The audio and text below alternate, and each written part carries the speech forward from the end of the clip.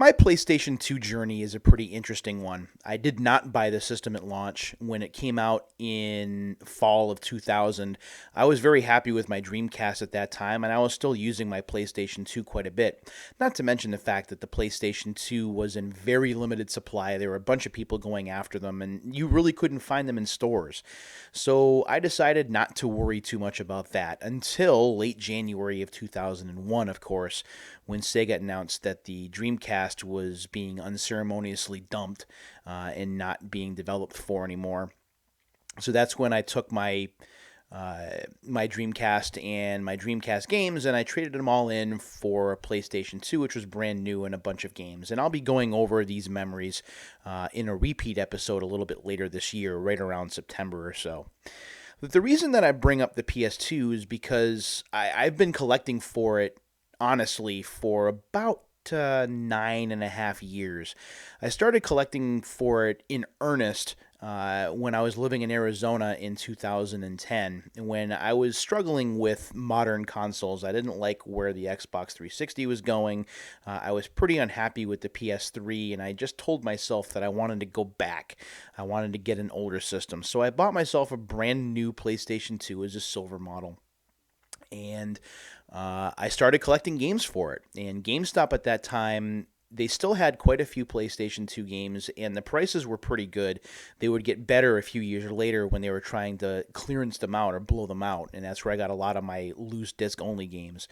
So it's been almost 10 years since I've been collecting for the PlayStation 2, and honestly, it's been a serious amount of collecting over that time, to the point where I have over 950 games for the console. It is easily the console that I have the most amount of games for. Is a console that I think very highly of, and I enjoy playing quite a bit.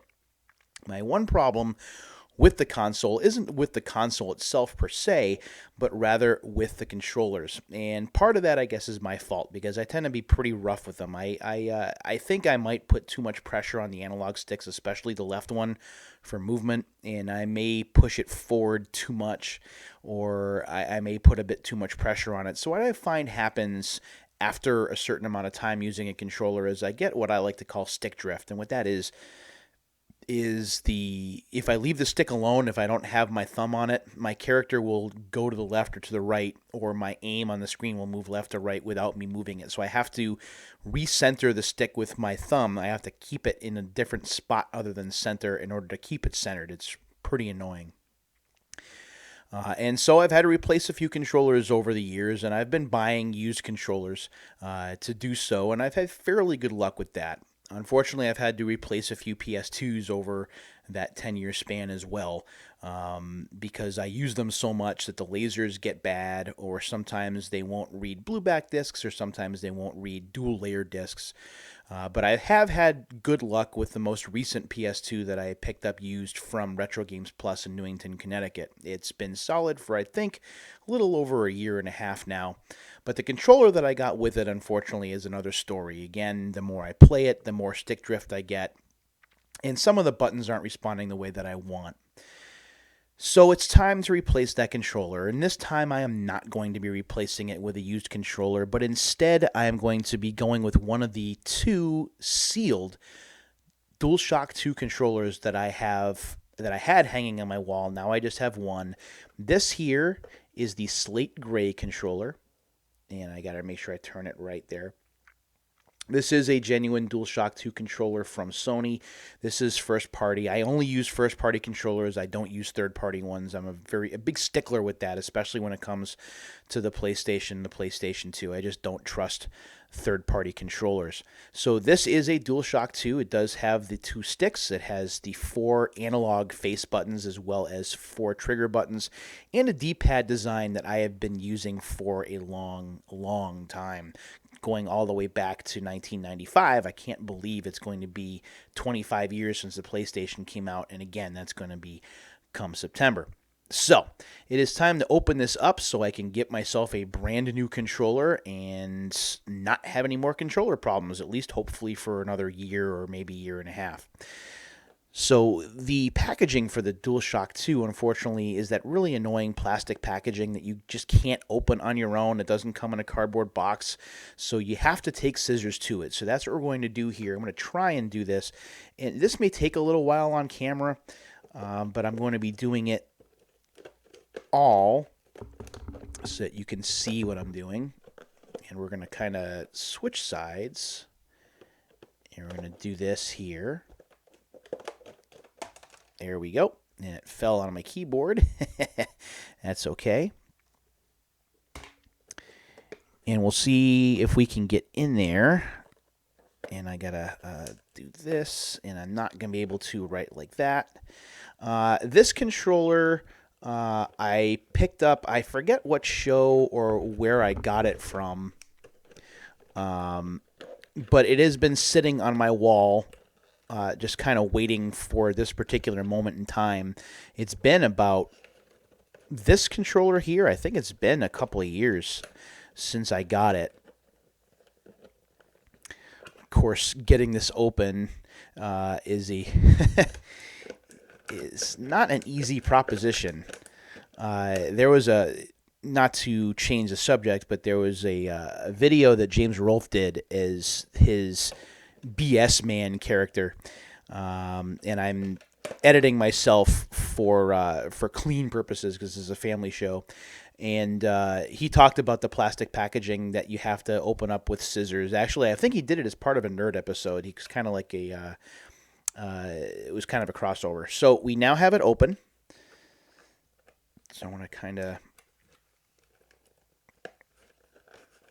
yeah, they don't have it open yet. And we still have one more thing to open on the show this time. I'm going to make this worth your while, or I'm not just going to open the controller here because that's pretty boring. There we go. Let's see if I can get this out. So we have here, first of all, we have just the instructions for the controller itself, and including the controller port, how to use it. We also have just a basic description of the analog controller. That's what it looks like on the back there. I'm not going to be keeping the plastic case because it just doesn't make any sense to do that. Man, this is tough. This is one of those episodes that I knew that I had to do, but I was kind of hesitant because I knew that this was going to be difficult to open. I think I have it now, though. All right.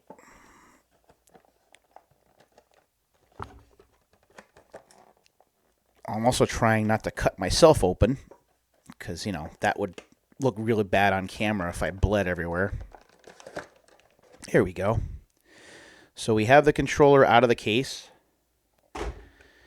and that's what it looks like there. And I'll take the controller out so you can see it. And I'm very excited about this because the DualShock 2 controllers are not all that common to find anymore because Sony's not making them. So you have third-party companies that are making knockoffs, but there it is right there. And again, I love the see-through design. I'm always a big fan of these. I really want to get myself an emerald green one. Maybe I'll find one at Retro World Expo this year. But that's what the controller looks like. It looks good. It feels good. The sticks are clean. I cannot wait to use this. I'm going to hopefully be able to use that this week, although I have a lot going on offline that I'm going to be tending to this week. So hopefully I'll have time, but we'll see. All right. We'll put the controller right there. So I have one more thing to open, and not only do you need a controller or controllers for your PS2, but if you're playing games that are taking quite a long time to finish, you also need some memory cards. And I have a two-pack of 8 megabyte memory cards right here, a red and a blue one.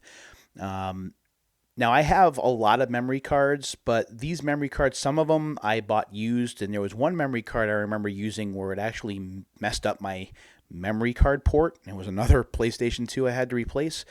So I don't know. I'd much rather use ones that are brand new right in the box here that no one has used to make sure that I don't run into any problems. So we're going to open this one up. This will be easier. And we will do that.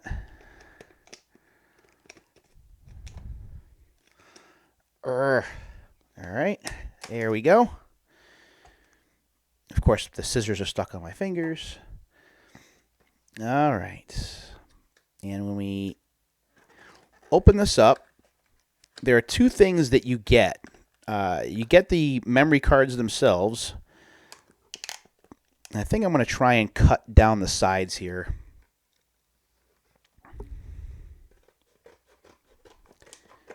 There we go. Just so I can get to what else is in there, because this is another thing I like about actual PlayStation memory cards. So let me take out the background first. So the background for the memory cards, you actually get there's the casing there, but when you open it up, you actually get memory card stickers, and they are matching colors, so you can actually write down whatever you're going to put on the memory cards, which I always thought was important. I have like more than 15 PS2 memory cards and more than 15 original PlayStation memory cards, so it's a good idea to have these stickers to kind of go over what you have on each one. Because I play a lot of sports games, unfortunately, the sports games take up a lot of memory on memory cards because you're saving season statistics and player information and things. So you need to have like plenty of memory cards if you're a sports game player like I am. So here is the red one. And again, it's that see-through color that I like so much. And my favorite of the two colors, if I can get it out. I'm waiting. There we go. Throw that away. Is the blue one right there. So we have the red and the blue. Brand new memory cards, so I'm not going to have any issues with those. I'll be able to go ahead and format those and start to use them. And with each of these, you actually get two, and they're different. They're bicolored. It's kind of tough to see in the light here, but you get two labels. So you basically have two labels per memory card, or 4 labels total, which is nice. And of course, PlayStation 2 memory cards are still pretty common.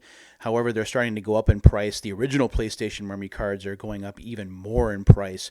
I'm really glad that I picked up a few of those before they started to go up. And I'll be talking about memory cards and controllers again in another repeat episode a bit down the line. So there we go. I'm really excited about this. I'm excited to have a brand new PlayStation 2 controller to use so I can get back to work and play some of my PS2 games when I have a little bit of extra time. So I'm looking forward to doing that, especially during the month of April. I have a week of vacation in April right around my birthday on April 22nd. So I'm going to be looking forward to getting some game time in and breaking in that controller as well. So, as always, thanks for watching this and all of my episodes of Unsealed. I really do appreciate it. I know this one's a little bit strange because we have to open packaging that is a little bit frustrating, but it's certainly exciting to open up a PS2 controller and PS2 memory cards when we're talking about 15, 20 years since they've been in store shelves or on store shelves. So that is certainly exciting. Until the next time, my friends, take care of yourselves and each other. We'll do this again real soon, but until then, take care.